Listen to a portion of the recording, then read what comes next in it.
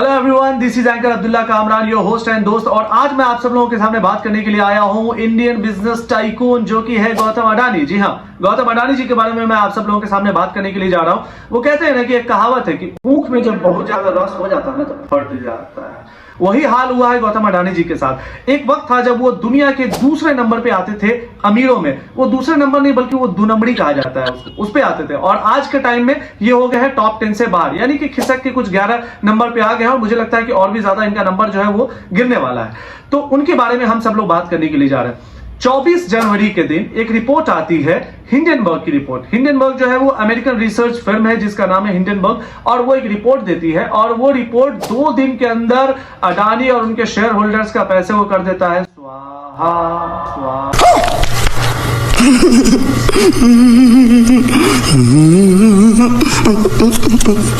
तो दोस्तों, रिपोर्ट के मुताबिक ये कहा जा रहा है कि अडानी ग्रुप के ऊपर टोटल 30 अरब डॉलर का कर्जा है। अरे बाप रे बाप, 30 अरब डॉलर में कितना जीरो हुए छी हो, हमें मालूम नहीं है। ओके ठीक है, 30 अरब डॉलर का कर्जा है। कितना? 30 अरब डॉलर का कर्जा है अडानी ग्रुप के ऊपर, जिसमें से 9 अरब डॉलर जो है वो हमारे भारतीय बैंक ने दिया है उनको, यानी कि भारतीय state bank, the banker of every Indian, Punjab national bank, PNB, bank of Baroda, इस तरह के न जाने कितने बैंक होंगे जिन्होंने उनको कर दिया। बहरहाल 9 अरब डॉलर जो है इन लोगों ने उनको दे रखा है। बाकी का पैसा जो है बाहर के दूसरे कंट्री से मांग के लाया है। और जानते हैं, इसमें सबसे ज्यादा हंसी की बात सामने ये आ रही है कि अडानी ग्रुप ये कह रहा है कि ये जो हमला है ये अडानी ग्रुप पे हमला नहीं है, बल्कि ये हमला भारत पे हमला है। अब आप ये बताइए कि भारत पे हमला कैसे हुआ? भारत पे हमला तब होता ना कि जब भारत की अर्थव्यवस्था को खराब करने की कोशिश की जाती किसी साजिश के जरिए, या भारत पे गोला बारूद मारा जाता बॉर्डर के जरिए, या कुछ इस तरह की चीजें होती। और मुझे लगता है कि अगर ये भारत पे हमला होता तो क्या हम और आप अब तक चुप बैठते, खामोश बैठते? बिल्कुल भी नहीं। बल्कि 140 करोड़ भारतीय उठ के जाके हिंडनबर्ग तो क्या, दुनिया की कोई भी रिसर्च एजेंसी रहने तो गर्दा उड़ा देते उसका अब तक, है ना। मैं समझता हूं कि गौतम अडानी जी जो ये कह रहे हैं, उनके ग्रुप ये कह रहा है कि भारत पे हमला। भाई, भारत पे हमला क्यों हुआ? आपने क्या किया भारत के लिए और भारतीयों के लिए आपने किया क्या है अब तक? आपका जितना भी पैसा है ये सारा का सारा शेयर मार्केट का खेल है। और शेयर मार्केट का जो खेल होता है वो गरीबों को पता क्या होता है कि शेयर मार्केट होता क्या है। सिर्फ और सिर्फ हमारे खून पसीने की कमाई उसमें लगती है, क्योंकि एंड ऑफ द डे अगर महंगाई बढ़ता है तो उसका असर सीधा सीधा भारत के गरीबों पर पड़ता है। अगर किसी भी तरह की अर्थव्यवस्था अगर चरमराती है तो सबसे ज्यादा अगर उससे कोई इफेक्टेड होता है तो 70 से 80% जो भारतीय जो गरीब है उनके ऊपर पड़ता है, हमारे और आपके ऊपर पड़ता है। अमीरों को क्या फर्क पड़ता है? आज वो अपनी जिंदगी सही से जी रहे हैं, अगर सब कुछ ठीक ठाक रहा तो ठीक है, नहीं तो वो सीधा उड़ जाते हैं। कोई ब्रिटेन चला जाता है, कोई दुबई चला जाता है, कोई अमेरिका चला जाता है और वहां जाके मौज की जिंदगी जीता है वो। इतना कुछ होने के बावजूद भी मुझे यह समझ में नहीं आ रहा है कि आखिर सेबी क्या कर रही है। आखिर आरबीआई क्यों नहीं सामने आके फ्रंट पे आके ये कहता है कि क्या ये जो घपला हुआ है, ये जो घोटाला हुआ है, क्या ये सही है या गलत है, ये क्या है नहीं है? आप भारत को, उसके भारत की जनता को बताइए। आप क्यों नहीं आखिर सामने आके क्यों नहीं आप फ्रंट पे आके बात करते हैं? ये तो वही बात हुई ना कि 1992 स्कैम जो वेब सीरीज आई थी हर्षद मेहता के नाम पे, उसमें यह कहा गया था कि भारत की जो बैंकिंग सिस्टम है ना वो वर्स्ट बैंकिंग सिस्टम है। और आपको मैं एक एग्जांपल देता हूं कि आप जब जाते हो किसी भी बैंक से, जब आप छोटा सा लोन लेने के लिए जाते हो, मोटरसाइकिल खरीदने के लिए या छोटी मोटी कोई चीज आप लोन लेने के लिए जाते हो, तो दुनिया का डॉक्यूमेंटेशन आपको करना पड़ता है और आप तंग आके छोड़ देते हो, बोलते हैं दूर यार हटाओ, हमसे होगा ही नहीं, और एंड ऑफ द डे आप लोन नहीं ले पाते हो। लेकिन जब कोई अमीर आदमी जाता है लोन लेने के लिए, खासतौर से फ्रॉड जाता है लोन लेने के लिए, तो उसको बहुत आसानी से लोन मिल जाता है। अब आप ये बताइए कि बैंक के ऊपर सवाल क्यों नहीं करना चाहिए कि जो बैंकर्स भारत के गरीब को लोन देने में इतने सारे डॉक्यूमेंटेशन पूछता है, वो इस तरह के अडानी ग्रुप को इतना बड़ा कर्जा आखिर क्यों दिया? ये वही अडानी ग्रुप है ना जिसके ऊपर तकरीबन 2.5 लाख करोड़ का कर्जा है।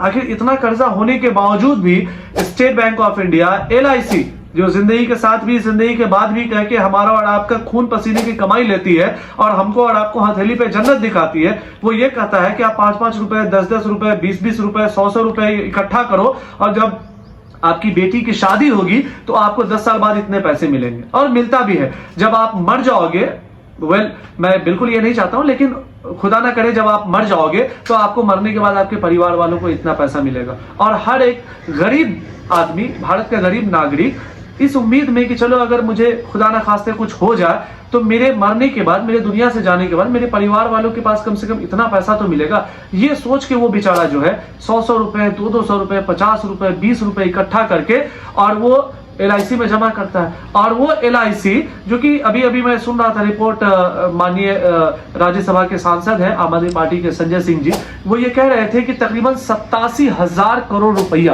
कितना 87,000 करोड़, 87,000 करोड़ LIC ने अडानी ग्रुप में इन्वेस्ट कर रखा है। अब आप ये बताइए कि LIC के पास इतना पैसा कहां से आया? समझ में तो ये नहीं आता है कि इतना कुछ होने के बावजूद भी आखिर भारत की जांच एजेंसियां कर क्या रही है? आखिर सेबी क्या कर रहा है? आखिर आप उसके ऊपर रिपोर्ट क्यों नहीं दे रहे हो कि अडानी ग्रुप जो जिस तरह से कारोबार कर रहा है क्या वो सही है या गलत है? आप भारत के लोगों को बताइए क्या कर रही है जांच एजेंसियां? खाली आप लालू यादव के घर पे रेड मारोगे, खाली आप अरविंद केजरीवाल के घर पे रेड मारोगे, खाली आप संजय सिंह के घर पे रेड मारोगे, मनीष सिसोदिया के घर पे रेड मारोगे। और तो और हद तो आपने तब कर दिया कि जब भारत के सुपर हीरो, जिन्होंने लोगों को न सिर्फ उनके घर तक पहुंचाया बल्कि उनके खाने पीने की व्यवस्था किया, उनके घर तक पहुंचाने की व्यवस्था किया, सोनू सूद जैसे नेशनल हीरो के घर पे भी आपने रेड मारा, तब आपको इंतजार नहीं करना पड़ा। लेकिन आज आप क्यों नहीं अरेस्ट करते हो गौतम अडानी को? क्यों नहीं उसका पूरा डिटेल आप खंगालते हो कि आखिर गौतम अडानी के पास जो इतना पैसा आया वो पैसा कहां से आया?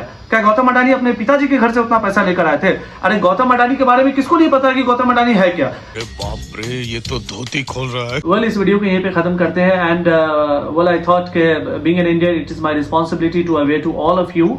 आप जितने भी लोग इस वीडियो को देख रहे हैं, ये आप लोगों की भी जिम्मेदारी है कि आप सब लोग भी अच्छी चीजों को स्प्रेड करना चाहिए, शेयर करना चाहिए। तो अगर आपको ये वीडियो अच्छा लगा है तो आप एंकर अब्दुल्ला कामरान को सब्सक्राइब करना ना भूलें और आप इस वीडियो को ज्यादा से ज्यादा लोगों तक पहुंचाएं ताकि लोगों को सच्चाई पता चले कि भारत में हो क्या रहा है। ज्यादातर लोग जो है वो समझ नहीं पाते हैं, क्योंकि समझने के लिए चाहिए होता है कि या तो उनको कोई वीडियो दिखाए या तो वो अखबार पढ़े। और आजकल आपको पता है कि न्यूज और खबर सच्चाई से कितनी दूर है वो आप सबको पता है। बहुत कम ऐसे मीडिया चैनल्स हैं, बहुत कम ऐसे अखबार हैं जो सच्चाई दिखाती है, वरने आप जब भी खोलोगे तो सिर्फ और सिर्फ आपको विज्ञापन ही नजर आएगा, एडवर्टीजमेंट ही नजर आएगा और सिर्फ उलूल जुलूल की बातें, हिंदू मुस्लिम की बातें, इंडिया पाकिस्तान की बातें, फिजूल की बातें, पठान की बातें, तो शाहरुख खान की बातें, तो दीपिका पादुकोण कौन सा कलर पहन रही है उसकी बातें। इन्हीं सब चीज में आपको जानबूझकर उलझा के रखा जाता है ताकि आप असल मुद्दे से भटक जाए, आपके माइंड को डाइवर्ट किया जाता है। तो ये टाइम है आपको कम से कम अपनी आवाज को बुलंद करने का। और अगर आप बोल नहीं पा रहे तो कम से कम अंगूठे पे